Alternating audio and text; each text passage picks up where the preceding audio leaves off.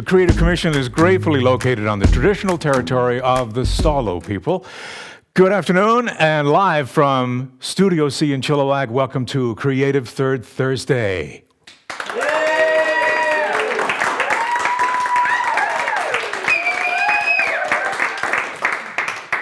You guys are fantastic. So I want to say that a big welcome to everybody and a thank you so much for so many of you we had to put in here this afternoon. It's great to see you all here. So I want to first of all start off by saying thank you to Darren Blakeborough. He was the host of this show last time because I was unavailable, and what a great job he did it. So I'd like to sort of round of applause for Creative Commission member Darren Blakeborough. And just in case you didn't know, I watched that episode, because you can all watch them, watch all of our episodes on YouTube. You just go to YouTube and you search Creative Third Thursday. And I tested it, it actually works. So I'm Geoff Edwards, and our Creative Third Thursday committee is super happy to see you guys all in the audience this afternoon, in all seriousness. And I did say in studio audience one more time.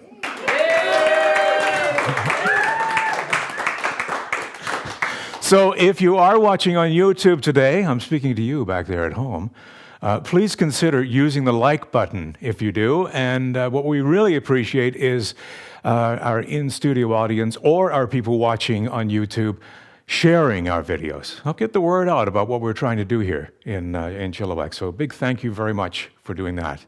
So we're working to build a creative community starting in Chilliwack, a place for good conversations, for wherever you're tuning in from.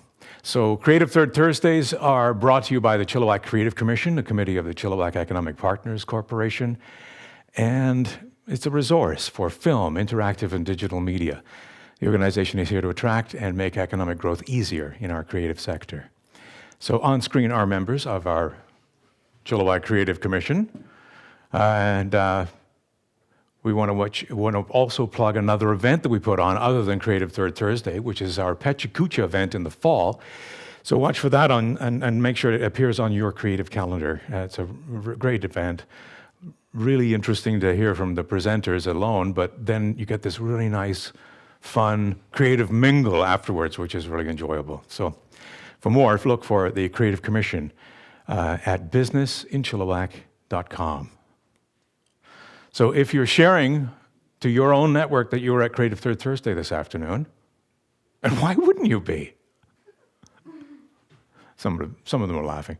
Anyway, it's the Creative Chilliwack tag is appreciated if you do it. And if you use that, if you're on social media, you'll find a lot of other posts about the events we put on, and you might learn a bit more about our Creative Commission.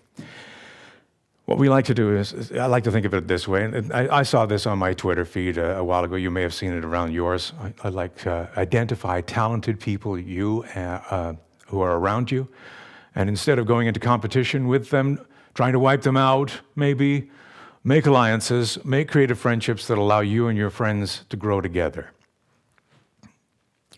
Yeah, I thought it was nice. It's attributed to Harold Ramis, but I found it on Twitter, so you never know. But that's what it's all about here at Creative Third Thursdays. So wave if this is your first time at a Creative Third Thursday. Welcome. Good to see you. I'm going to pay more attention to this guy because he's... Okay. So anyway, Creative Third Thursdays is your monthly opportunity to meet with other creative people locally and those people that want to meet them. So keep that in mind. And, we're a regular event. Come again. We'd love to see you. And we have an assortment of beverages, of course. Lovely refreshments. Yeah, later. I'll have that later. With that in mind, let's get on with our show.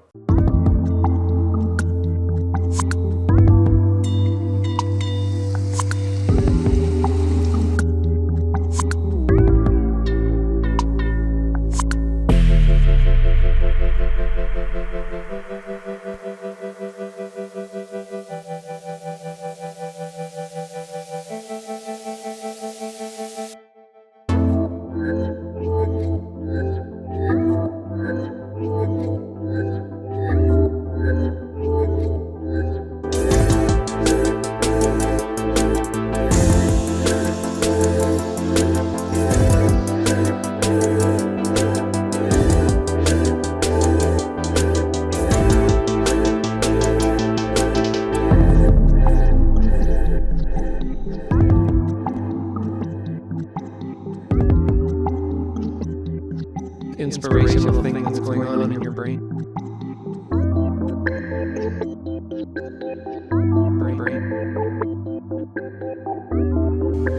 Watch your head. I said 1 second too late. I was doing the math. I think he's shorter than that. Nope. Please welcome Creative Commission member and influential member of the creative community in Chilliwack, the mastermind behind Studio C, Tim McAlpine. Thank you, Geoff. Good to see you, man. Yeah, it's good to see you. Thanks for doing this. I know it's, You're welcome. You dragged me out from behind the cover of darkness. And usually we're waving to you in the back room there, running the controls for this show. And so we should nod to your daughter, who is filling your shoes this afternoon. Yes, if you look up there, she's in the master control, and she knows what every single one of those buttons does. Yes. Amazing. So Aaron Pete was in that video. Yes. So let's talk about that video. What were we looking at? What was going on there?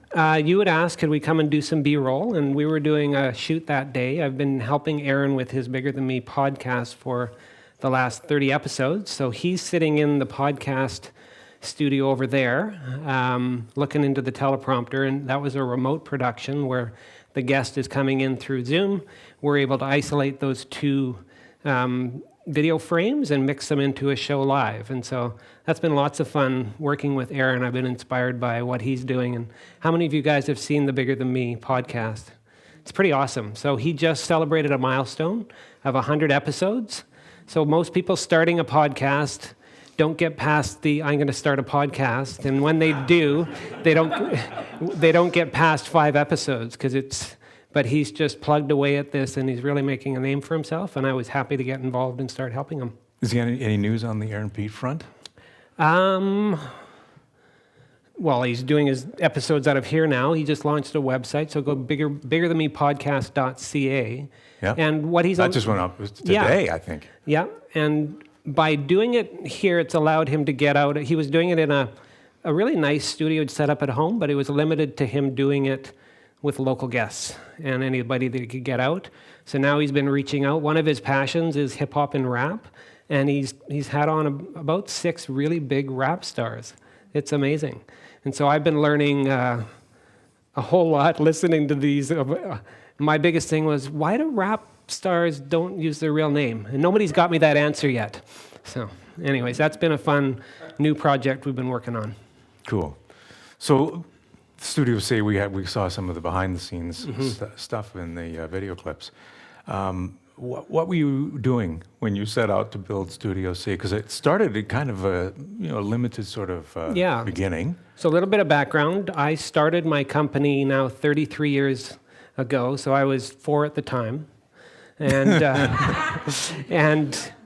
and it's gone through many iterations. Started at a local graphic design firm, morphed into a full-service ad agency, and then sort of retracted to what it is now, and we'll get into that a little bit later. But this, once upon a time, used to be a photo studio.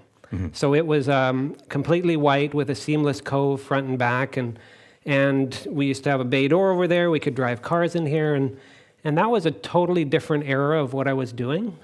And then somewhere along the line, didn't have a photographer anymore. Things had gone to stock photography, and this became a real hoarding problem. I had a bunch of junk in here. And then in 2016, we started the Cowork space as a bit of an experiment. Had a few desks and a couple offices. That filled up. Did one expansion after another, and now Cowork Chilliwack has 37 offices with 85 members, and so we started to do some talks in here. And so I put a stage in. I painted this area black, and then it was like you're trying to even up sideburns, and I ended up painting black further and further and further until it was completely black in here.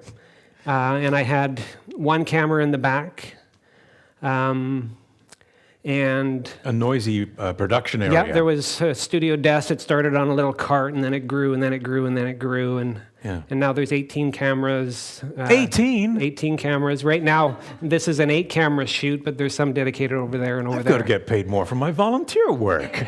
So Scott McVetti, local realtor, he once said, he described this as my midlife crisis. And I was quick to point out I'm beyond midlife, and it's better than a Corvette or a cocaine addiction. So what is Studio C today? It's still a bit of an experiment, trying to find its legs on what the business model is. But productizing with some podcast production. There's now 3 different podcasts that are produced here. And during COVID, it really took off from a virtual event standpoint. We were doing a lot where companies couldn't get together, so we had the main talent in here. We're packaging up and then broadcasting. And so some of our regular clients on that front are Hub Insurance. We do all their executive basically addresses to their staff, which are all over BC and Alberta. And so all of the executive will be in here. We'll produce a 1 or 2 hour show, depending on what it is, and that'll be broadcast through Zoom webinar. Another one that Credit Union Executive Society in Madison, Wisconsin, we do all of their virtual production, and so that's a connection through my currency business. So it's evolving as it goes along Yeah. here. Do you have like a place on the horizon you're heading to with it? To make it more than a side hustle hobby and make it, like right now I have 3 pillars. I have currency marketing, Cowork Chilliwack, and Studio C, and it's really trying to find its footing on productizing, making it something that can have production going all the time. So your strategy has been to build creative businesses that are scalable. Let's explore that in a way that pertains to creative people in our audience. Yeah. How do people scale what they do? In rudimentary terms, let's start there. Sure. Well, I'll tell my story and how that evolved, and you can pick pieces from it. But I started a graphic design firm in 1990 in my last year of university. I met him in 1997. Yeah. And 1990, so do the math. And it was primarily doing logos, and I think I did 450 logos in the Upper Fraser Valley in that time. There's still many around on signs.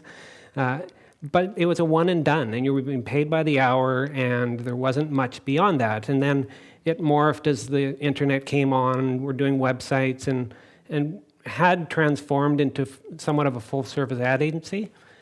But it was still just you're paid by the project or the hour.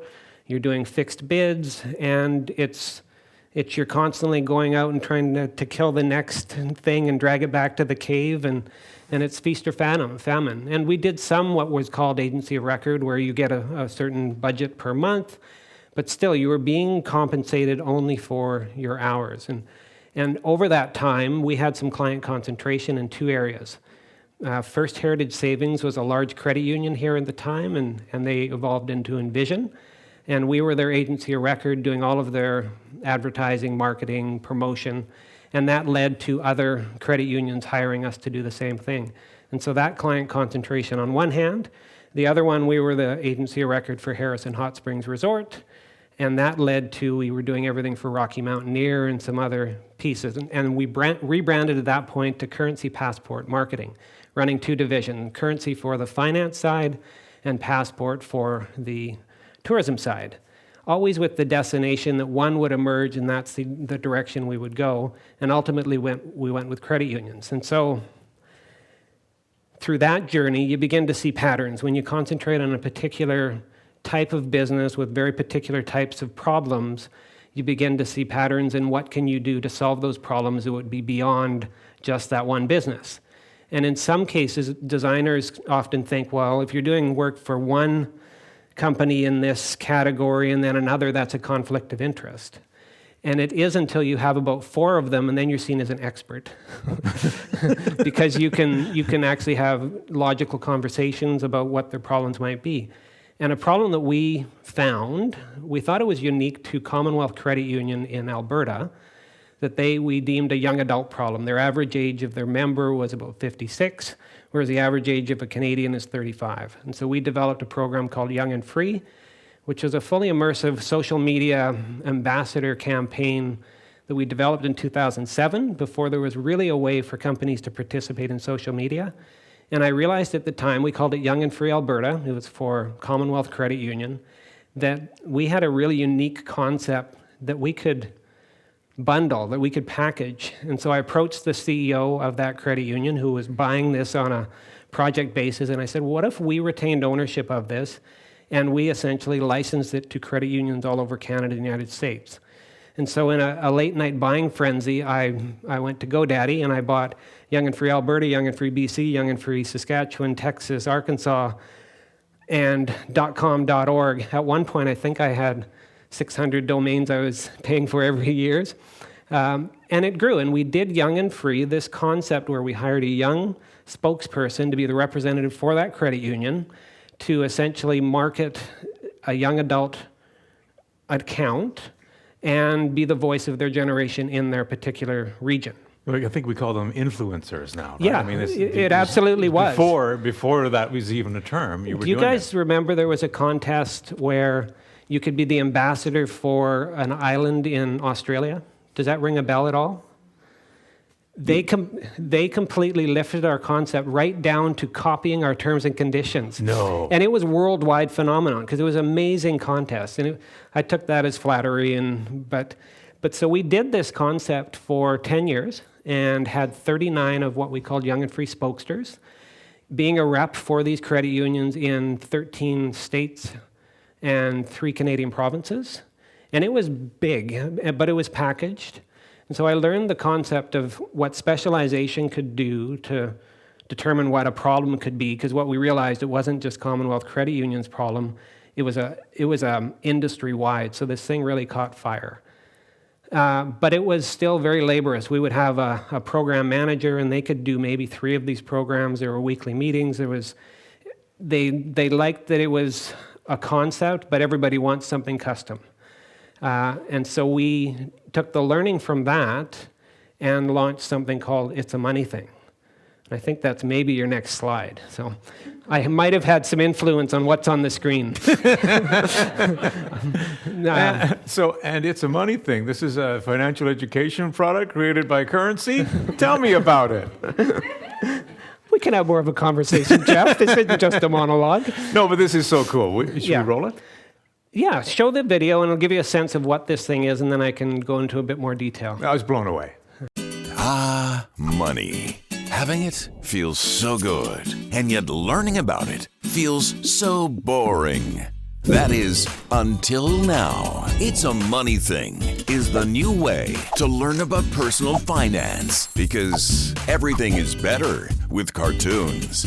Bite-sized episodes teach you about stuff like this, and this from experts like this mad scientist, this talking squirrel, and wait, is that an actual loan shark? Okay then, check out It's a Money Thing to face your financial fears and emerge victorious like some sort of expert money ninja. You go, money ninja. It's a Money Thing. Explaining money is our thing.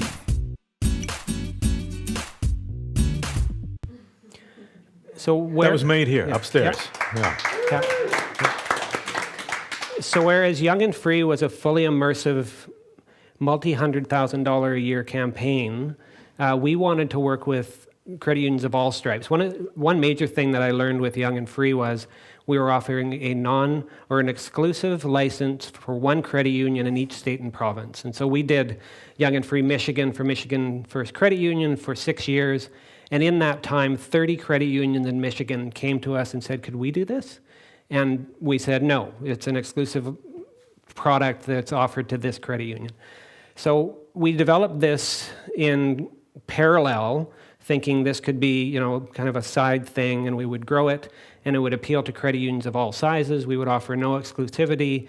We could package it. So this we call a content pack. It's a topic. In this case, it's about growing your money local, and there's an animated video, an infographic, a handout, an article, social media graphics, and a presentation. And that's what makes it up. And we now have 80 different topics of everything you can imagine under the sun, from introductory to fully advanced. And we built it out following criteria and curriculum that could work across states and provinces, and put it out there that this is what it is. And early days, we would get inquiries, and it was, this is great, fantastic. Could we get it in our colors, and can you make the logo bigger? And it was, nope, this is what it is. We'll customize it with your logo, and we'll ship that to you, and you deploy it. There's no support, but we'll continue to build out the library. And with that model, really took some learnings from, say, software as a service, and productized this marketing offer, which I hadn't seen done much in the industry, but I found a unique need in an industry. So credit unions, especially in the US, are very much one of their key pieces is its financial education for young adults.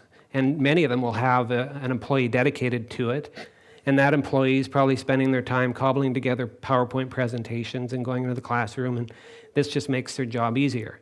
And so rather than multi-$100,000 a year, it's priced at $400 US a month, and they license that typically by the year, and we have now 125 credit unions that use the product. So, yeah, thank you.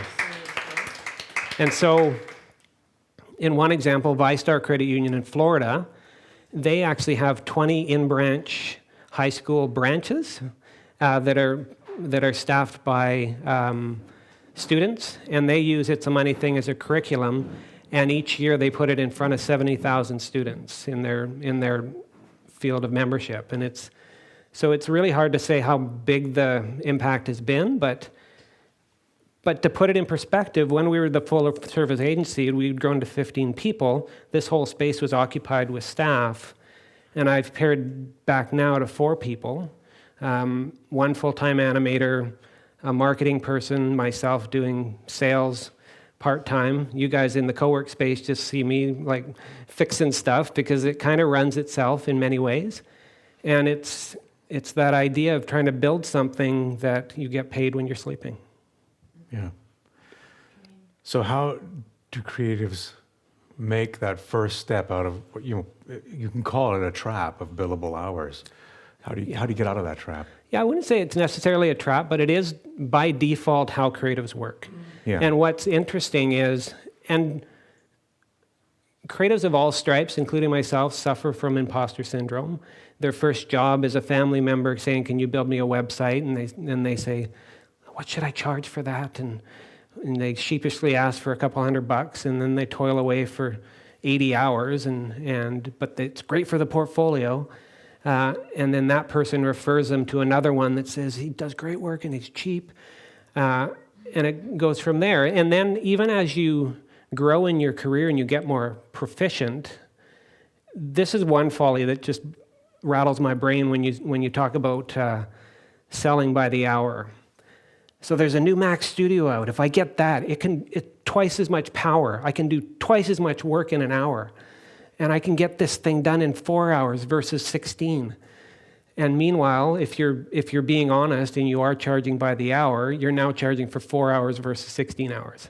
And you've also got twice as good at it, so maybe you're doing it in 2 hours. And so it's shifting the mindset to value-based pricing.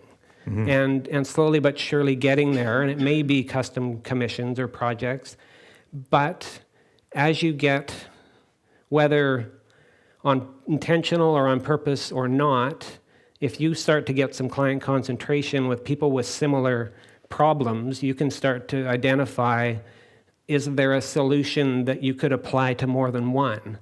And back to that whole notion of a conflict of interest, you need to get past that and really be transparent about what you're offering. If you have a product that is for sale and that makes sense and will sell itself, then you've created product market fit, you've created a value proposition that resonates, and it starts to sell itself. So how do you identify the value? It's what the work that you output can do for the company you're talking with, mm-hmm. or approaching about your services. Yeah. It's like what that company is going to benefit from if you jump on and help them do it, not how many hours you have, because that's a limited, finite resource, right? We only have so many hours in each person. So if you look at the industry code for graphic design firms, there are 45,000 in North America. And I would say that 43,000 of them are interchangeable. And so you hold no power in that relationship. You're at the whim of the client of this is our budget, this is what we need it next week. And if you don't produce, you're easily replaceable. So the more that you can specialize and the more that you can come up with unique solutions and not just sell the capability of your hand but actually sell strategy or a product of some sort, then you have some power in the relationship. And that honestly just takes time. A consultant that I worked with one time talks about value-based pricing. And he says you need to stare into the mirror and you need to blurt out very high prices to the point where you won't laugh when you say that'll be $40,000, sir. Like, it's just confidently saying this is a value I'm delivering. And it's like another thing that drives me bananas. And it's all done in good intention. Go ahead. I love hearing things that drive you bananas. is how especially design and art is deemed as you're almost doing the person a favor that's doing the work for you. Case in point, and I think it's well-intentioned, but we have, I'm choosing my words, there's a committee in Chilliwack through the city of Chilliwack. Now, full disclosure, I'm a board member of the Chilliwack Economic Partners, which is a wholly owned subsidiary of the city of Chilliwack. But if I had any constructive advice, when you put in the newspaper a contest for a public art, and you ask the public, hey everybody, come up with a design and submit it, and our committee will pick the winner. What other industry does that possibly happen in? Hey, house builder, can you completely do some plans, and if I like this floor plan, we'll pay you?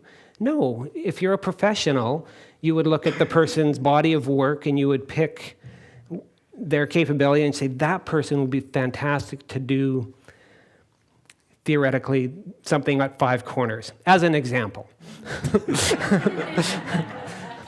But that, it's just artists and people in the creative service industry devalue themselves and their service.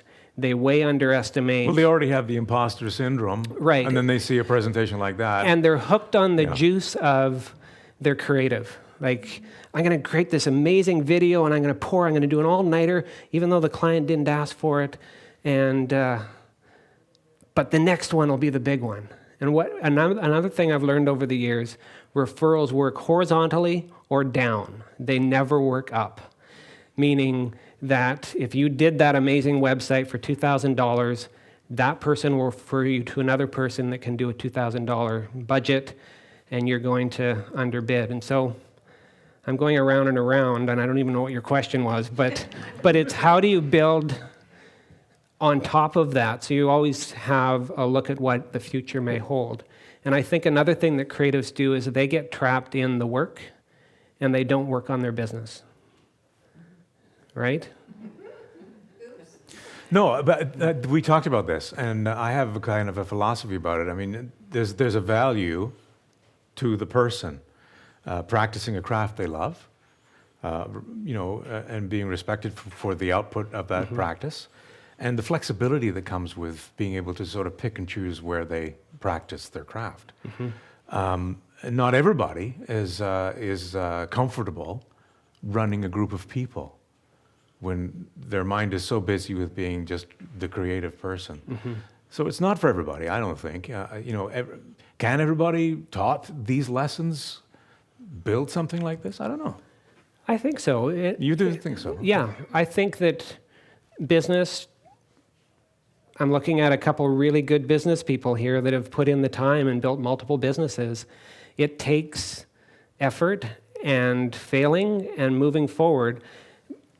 But back to that trap of entirely being consumed by the work, you need to step out of that, and whether that's hiring someone to help or growing a small firm, but you as the principal of that firm, and even if it's a solo enterprise, you still are the principal of that initiative. You have to design what the business is and where it's going. And so for me, starting out locally as a graphic designer and doing logos, I could see that was a very finite market, right? And I think at the time I was charging $500 a logo, and on and on and on. But once I started to get some bigger clients and some clients that actually had a marketing budget and a marketing department, and it wasn't writing a check from their own wallet. That's when things started to come together. And then even climbing that mountain, realizing that there was something beyond that. And so being able to pivot. And so in hindsight, I look back at being in business for 30 years, and there's 5 and really distinct 10-year spans where I did different things. And so it's just constantly working on that business and moving forward. I hope you guys were taking notes, because I mean the guys got some very good message to say. Thank you very much for doing this. I really appreciate you taking some time to be on the Creative Third Thursdays stage. Thanks, Geoff. I appreciate it. You didn't have to walk very far, though. That's true. That's true. No, seriously, it's been great to watch this whole thing sort of develop. So, Tim McAlpine, everybody.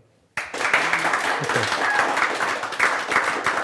So our next Creative Third Thursday is May 18th, and we have an unannounced guest. We have someone in mind that hasn't said yes yet. That's right, and we're pretty sure they're going to say yes, but we can't say anything about it yet. That's right. Okay. So, anybody thirsty? We have bevies in the lobby. Thanks for coming, everybody. Cheers.